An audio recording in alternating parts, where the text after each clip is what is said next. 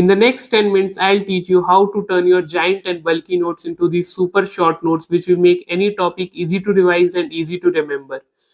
वो भी live examples के साथ समझाऊंगा. हेलो एवरीवन, माई सेल्फ फाद. मैंने नीट 2024 में 706 स्कोर किया था with an AIR 460. So without any delay let's begin the video. When to make short notes. तो शॉर्ट नोट्स कैसे बनाने से पहले ये डिस्कस कर लेते हैं कि शॉर्ट नोट्स कब बनाने चाहिए.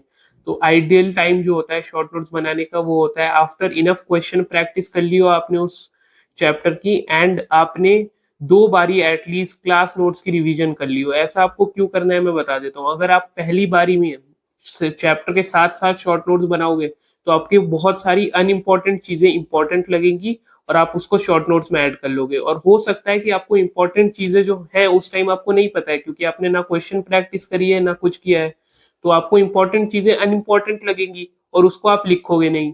तो आपका जो शॉर्ट नोट्स बनेगा ना उसमें बहुत सारी चीजें मिसिंग होगी और बहुत सारी चीजें फालतू की लिखी हुई होंगी.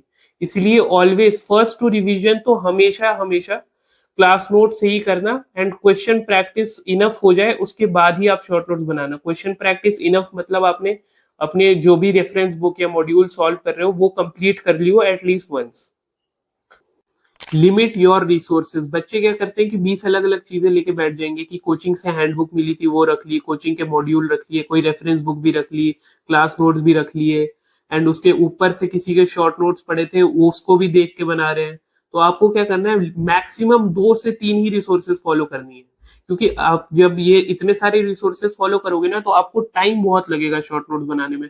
ऐसे बहुत सारे रिसोर्सेज फॉलो करने से बहुत अच्छे शॉर्ट नोट्स नहीं बन जाएंगे आपके, बल्कि बहुत जम्बल्ड मेस बनेगा आपका. इसीलिए 2 to 3 रिसोर्सेज कौन कौन सी फॉलो करनी है मैं बता देता हूँ. सबसे पहले तो आपको अपनी क्लास नोट्स पे ध्यान देना है अच्छे से. एंड सेकेंड रिसोर्स आपको ये मॉड्यूल या रेफरेंस बुक जो भी आप कर रहे हो वो. ये 2 resources most of the chapters के लिए तो इनफ होते हैं. लेकिन थर्ड रिसोर्स है एनसीईआरटी. अब एनसीईआरटी आपको कौन से चैप्टर्स के लिए पढ़नी है मैंने आपको पहले भी बता रखा है और मैं अभी भी बता देता हूँ कि एनसीईआरटी से शॉर्ट नोट्स आपको तभी बनाने हैं जब आप कोई थ्योरेटिकल चैप्टर कर रहे हो. लाइक अगर आप सेमीकंडक्टर पढ़ रहे हो उसमें कुछ आपको पॉइंट्स ऐसे मिलेंगे जिससे असर्शन रीजन बन सकते हैं, जिससे स्टेटमेंट बेस्ड बन सकते हैं. और जैसा कि नीट का ट्रेंड चल रहा है अब जो असर्शन रीजन्स और statement based question physics and chemistry में भी आने लगे हैं तो आपको उस पर भी ध्यान देना पड़ेगा.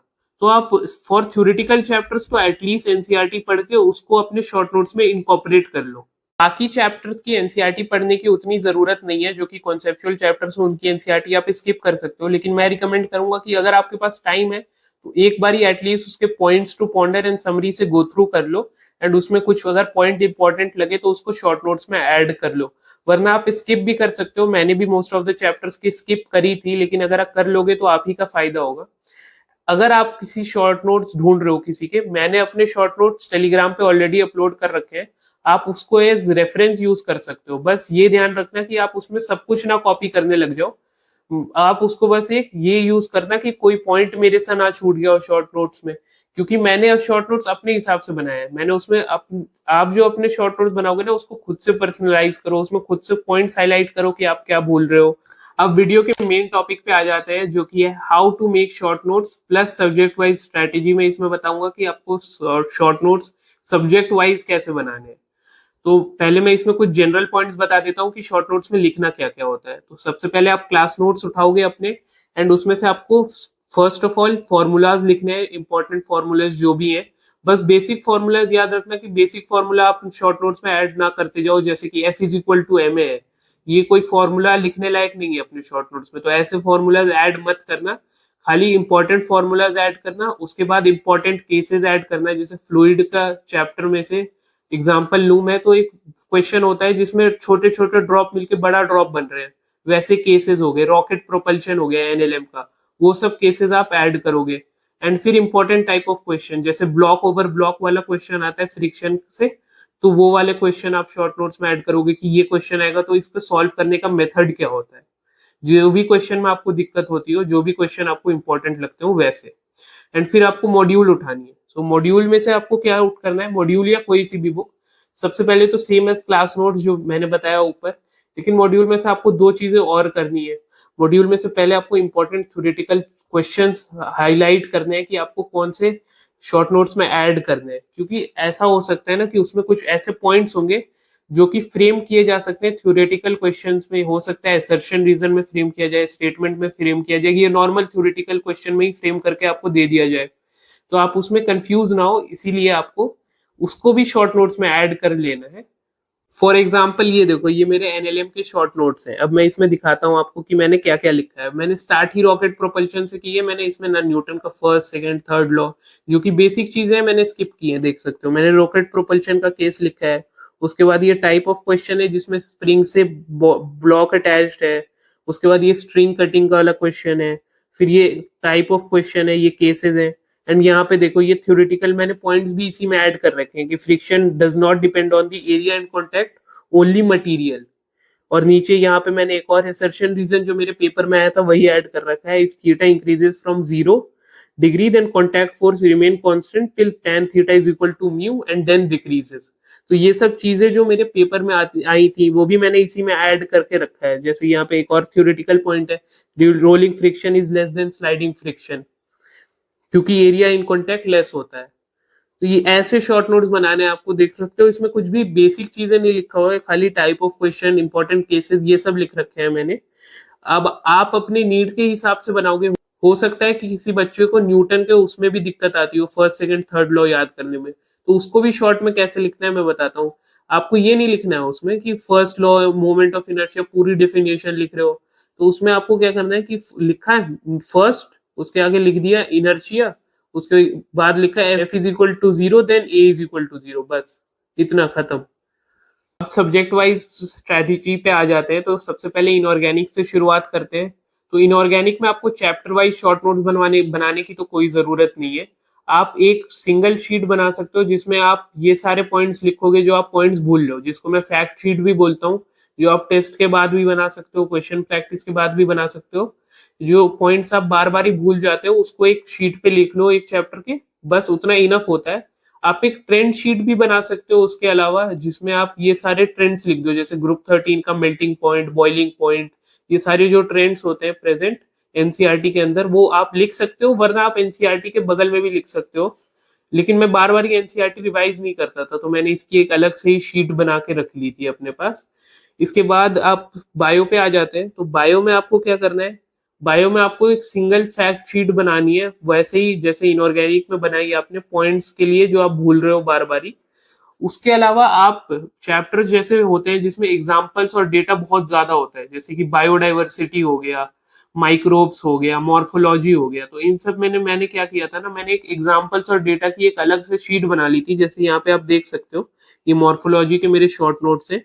इसमें सिर्फ एग्जाम्पल्स लिख रखे हैं एंड कुछ पॉइंट्स लिख रखे हैं। और आप ऐसे बायोडाइवर्सिटी के लिए भी मैंने बनाया था एंड माइक्रोब्स के लिए भी, और भी बहुत चैप्टर्स के लिए बनाया था जिसमें भी एग्जांपल्स एंड डेटा याद करने में मुझे दिक्कत होती थी। और फिर कुछ चैप्टर्स आते हैं बायो में जो कि बहुत लंबे होते हैं एंड एनसीईआरटी से पढ़ो तो उसमें बहुत सारे पॉइंट्स समझ में ही नहीं आते कि ये किसके लिए कहा गया है, ये किसके लिए कहा गया है।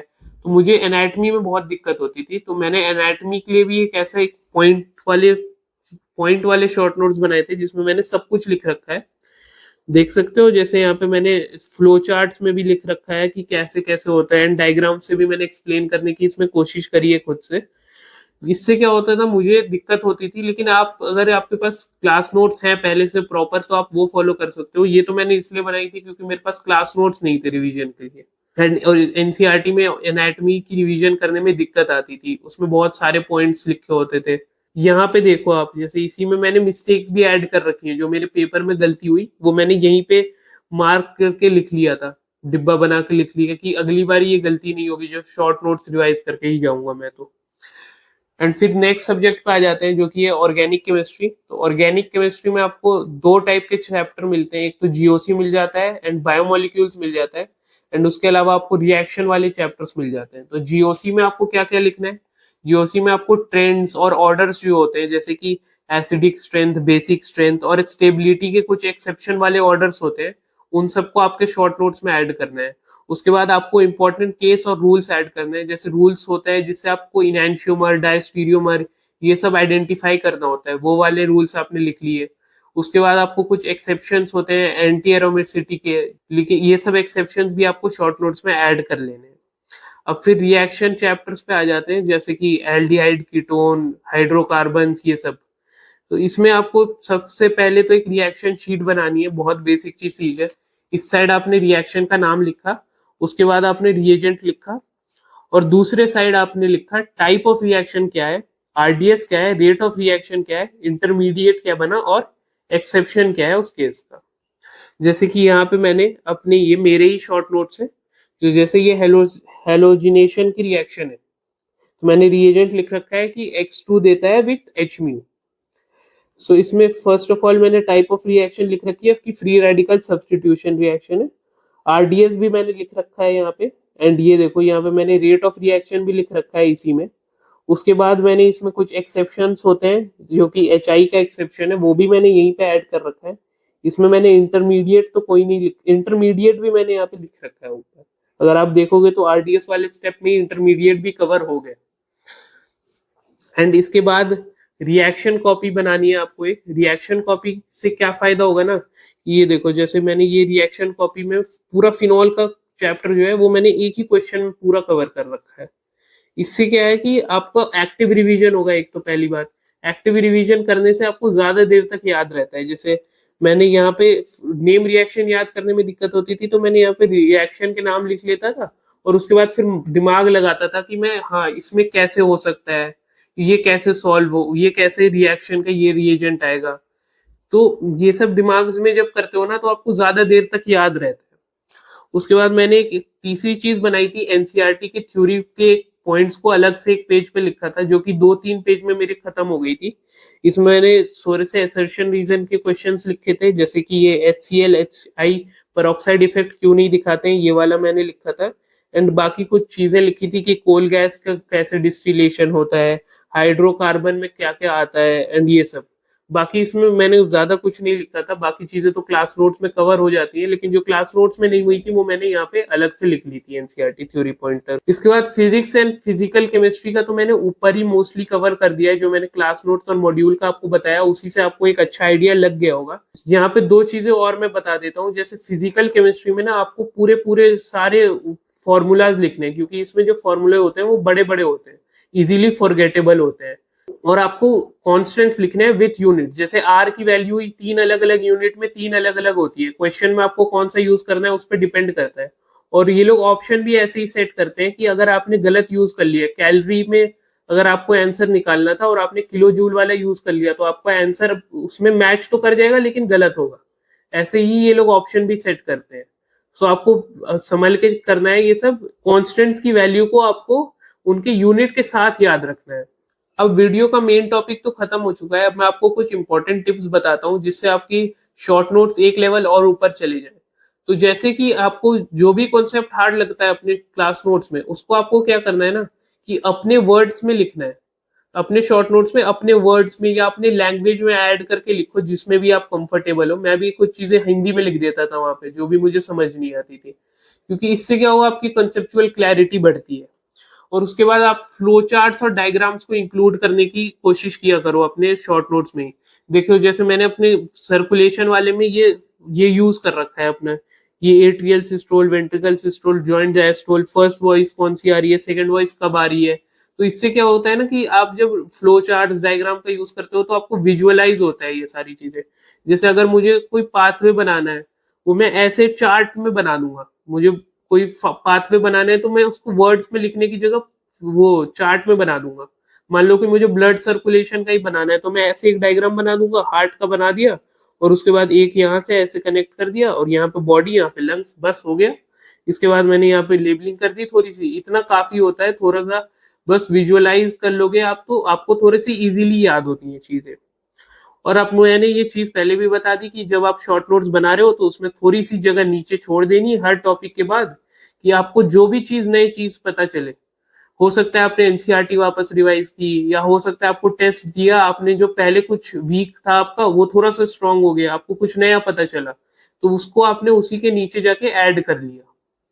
एंड चौथी बात है कि हाईलाइट योर शॉर्ट नोट्स। आप मेरी कोई सी भी शॉर्ट नोट्स देख लो, जैसे ये यहाँ पे देख लो आप, ये एनाटॉमी के ही शॉर्ट नोट्स देख लो, ये मॉर्फोलॉजी के ही शॉर्ट नोट्स देख लो, और ये एनएलएम के ही शॉर्ट नोट्स देख लो। आपको हर में हाईलाइट्स दिख रहे हैं आपको, क्यों दिख रहे हैं ऐसा? क्योंकि मैंने ये जो भी पॉइंट्स मुझे हार्ड लग रहे थे, जो भी पॉइंट्स मैं भूल रहा था, उसको मैंने पहले ही हाईलाइट कर लिया था कि हाँ यहाँ पे, जैसे मैं बार बार ही भूल जाता था कि रॉकेट प्रोपल्शन में -g आता है आखिरी में फॉर्मूले में, तो मैंने उसको हाईलाइट करके रखा था कि हाँ यार ये तो नहीं भूलना है मुझे। Remember in the last 3 months, यही शॉर्ट नोट्स जो तुम अभी बना रहे हो यही तुम्हारे बेस्ट फ्रेंड बन के रहेंगे। अगर इस तरीके से तुमने शॉर्ट नोट्स बना लिए ना, तो तुम्हें लास्ट के 3 मंथ्स में रिवीजन में बहुत इजीली हो जाएगी एंड बहुत मजा भी आएगा साथ साथ में रिवाइज करने में। बस आज के लिए इतना ही। If you like the video please consider subscribing, hit the bell icon button for more NEET preparation tips. Drop your question and tips in the comment section below and study hard. Let's see you in the next video.